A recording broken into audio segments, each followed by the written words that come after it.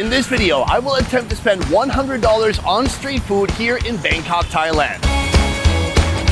Right now, I'm in Bangkok's famous Chinatown. The Chinese food they have here is a fusion of Chinese food and Thai food. So you're gonna find unique food here that you won't find anywhere else in the world, even in actual China. In my last couple attempts to spend $100 on street food, I failed miserably. But today, no matter what it takes, I am gonna spend $100 on street food, even if I have to get my stomach pumped halfway through. We've come to our first location right here where they're serving something called Pang Pang. Have you ever been in Bangkok and someone offered to take you to a Pang Pang show? I'm pretty sure this is what they meant. Anyways, Pang Pang is a delicious dessert, and what's amazing about it is it uses this bread. It looks very mediocre, cheap, nothing special. Like, how could this be part of a great dessert? We've got the bread right here. It looks like there's already some butter inside. She just simply puts it over fire. They're gonna stuff that bread with a number of fillings. Right here, you can stuff it with chili, but then you can also stuff it with a green custard pandan. Once the bread has been toasted, it's gonna be thrown inside of a paper bag, but not before being loaded up with custard. This is the pandan custard right here, and then this should be the chili filling. It looks like chili oil. Boom, and that one is also ready to go. Oh, not recommended. Really salty. It tastes like something that you would find in a hot pot rather than in a bun. It tastes just like gochujang, a Korean chili paste. Not my favorite. Texture is nice though. Wait, is there a foreigner in the shot? People are gonna think that there's like other people here who come here on planes, they fly here, they do tours. I don't want people to think that. This is my Asian fantasy, okay? Oh God, there's some more coming. They're everywhere. Wait. This one right here, pandan custard. Super yummy. It is like the Chinese or Thai equivalent of a jelly-filled donut back home. This is like picnic bread, but when they toast it just right, and then they put the pandan in there, I mean, it is creamy, it's sweet, and there's a lot of pandan flavor. It's a very unique flavor that is hard to explain. It's like a little grassy, herby. It tastes like a botanical garden. A very slow start for the day. We got to get going. Our next restaurant here, this is a noodle soup, something a little bit more substantial. This is a Michelin-rated restaurant. 2019, 2020, 2021 somehow, even though everybody was at home with the pandemic. They were still out here slanging noodles, I guess. So here it starts, we have the rolled noodles. We've got pork belly, we've got pork liver, and other internal organs. Look at all these organs, just bins and bins of different organs. Just like a serial killer's house. I ordered an egg extra, and now that famous pepper broth going inside. That looks delectable, and it smells even better. Oh, delicious. It tastes like a very deep bone broth, very peppery. On the side, in case that's not enough for you, there's like chili powder, what is it, sugar or MSG or salt or meth? It's one of those four. Probably meth. That's why everyone's so thin here. That is a good bite. Rolled noodles, pork belly, broth. End of story. The skin keeps its texture remarkably, very crunchy. The meat still has a nice bite to it. I'm trying to figure out these noodles because they're pretty soft, especially compared to a crunchy pork skin. They soak up a lot of broth, but still very satisfying. And it's a cool shape. Right here, we got some organs, pancreas, the endoplasmic reticulum. There's some cartilage, but it's so soft. Cut that egg in half and get the ultimate bite going. Oh, some meat, noodle, and egg. Delicious. The only problem is this is so affordable. It is roughly $3. I'm gonna have to change the game up. I love all the meaty bits they put in here. It's all the greatest hits from that pig.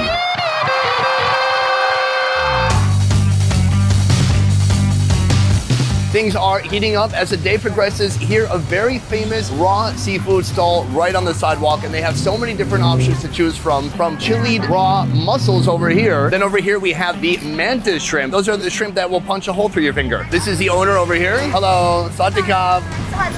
Very sweet lady. We were here about 4 years ago, and she still remembers me. I wonder why. What did she say? You're a handsome guy. Hey. Okay, can I have 2 of these black crabs, 2 blue crabs? 1,080 baht, that's already $30? What's going on? These are those beautiful raw shrimpies. She puts her signature sauce on top. Those are the chili mussels. They look super spicy. We have 3 courses of seafood right here on the sidewalk. This is the shrimp. It is pickled. They put garlic on top, chilies. I love that flavor. It's almost a little bit fatty inside. It's a very different texture eating it raw, especially big plump ones like this. It's veiny, it's girthy. Seafood number 2, these are the mussels. I think it's red because of chili powder and chilies themselves. I'm told you're supposed to mix it with ginger and lemongrass, so that's what I'm doing here. Ooh, that is a unique smell and flavor. That is so sour. It's fascinating. It's almost like the ginger and lemongrass are there to counteract the sourness. There's too much to bear. Briny, salty, super strong flavors. And the surprising part, not spicy at all. I don't even know how the chilies are in there. Maybe just to look cool and red. Of course, number 3, 2 types of crab. I was told don't eat it with just the fish sauce that's inside of there. Add the seafood sauce, which is what I got right here. Oh gosh, there's so many spices. It's gonna murder me. Spicy. The orange part, you might have figured it out already, that is the crab roe. You're supposed to have a wide variety of colors in your diet. Maybe bright orange is one of them. The slime factor is on fleek. Are people saying that still? They aren't. No, they're not. Okay. The eggs are just briny and weird. That's the only way I can categorize it. The flavors are outstanding because the Thai seafood sauce is one of the best sauces in the world. Citrusy, spicy, a little bit sour. Here, all you can really do with all these body parts is suck on it and squeeze out the meat. And look at that little claw muscle. It's goopy. Whatever I'm sucking out seems to be working pretty well for me. I'm enjoying this. It is very addictive. I'm becoming a good pro. Number 1 sucker. Seafood eater. Ah, dang it. Editor, don't use that. That is a blue crab. My guess is that it's going to taste very similar. Give it a little bit of a suck. That is a hip joint. The crab has so many hips. Imagine if it needed a hip replacement. Oh yeah, I would say the blue meat, a little bit more dense, not as soft, certainly no eggs in there. I love them both. I've had it before with all the salad and stuff. Forget it. Give me the meat, give me the sauce, and let me suck away. That is awesome. We've spent some serious money and we are on our way to $100. Let's check out the money meter right now. Boom, over $40, almost halfway there. Let's keep eating. Right here, a seafood cart with all kinds of grilled goodies, some unique foods that you won't find at any seafood carts. I don't know, I've not been around a lot of seafood carts. I like this one though. Here, squid, that's obvious, but this is the squid teeth. That is what helps control the beak. The beak is what's located right there in that area. These are some tiny octopuses. These are some bigger octopuses. That is from the planet Zargon. And then these are eggs. Oh, I know what you're thinking. Fish roe, who cares? That's cute. No, these are squid eggs. When they dissect the squid, they rip it open. That egg sac is in there. I'm gonna try it now. Next, a sweet plum sauce and then a seafood sauce. Same sauce combination. Sweet plum, sweet seafood.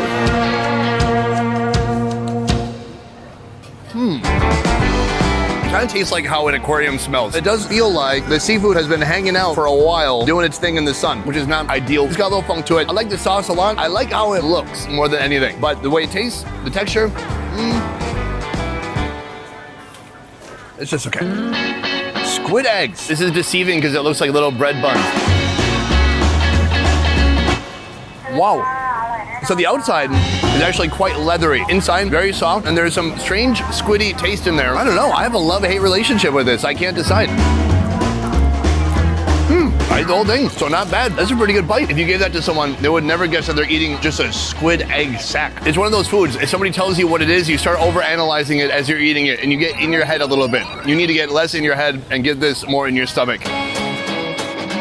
The food train continues to plug along. We are not at $100 yet. We're not at half of that yet, but still, we must move forward. Our next food, this is fish maw soup. The fish maw is the air bladder inside of the fish. You know, like if you go scuba diving, you have an air bladder that helps control your height in the water. That's what that does for a fish. I assume. I did no research, but that's what would make sense to me.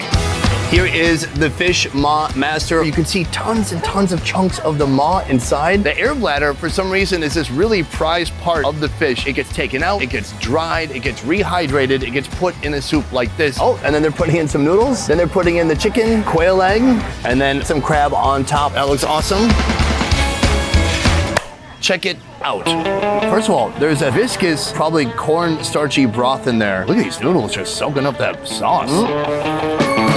That's a yummy flavor. It is some kind of a soy-based sauce. All that is very pleasant, but I am here for the maw. Oh, here it is. It's such a weird spongy shape after they do what they do to it.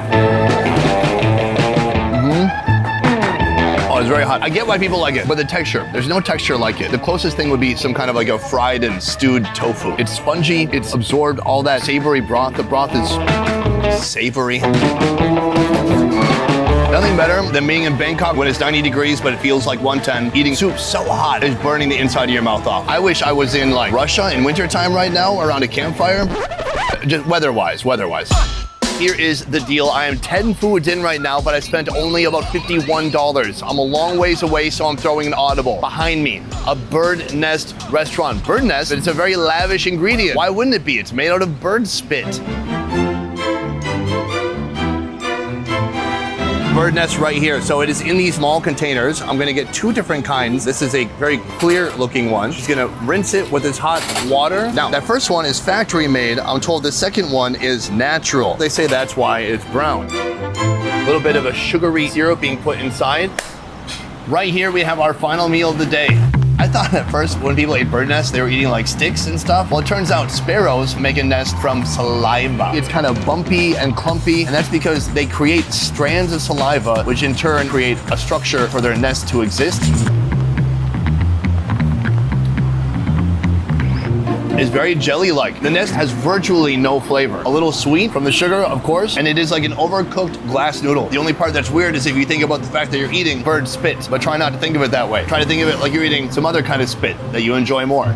These are made in a factory. It means they have buildings out in the countryside where they're playing bird calls, and then they hope that the birds will populate the building with tons of nests. That is the factory version. Now this one, I've never seen before. This is the natural one. So this is something that would be found in caves or on cliffs.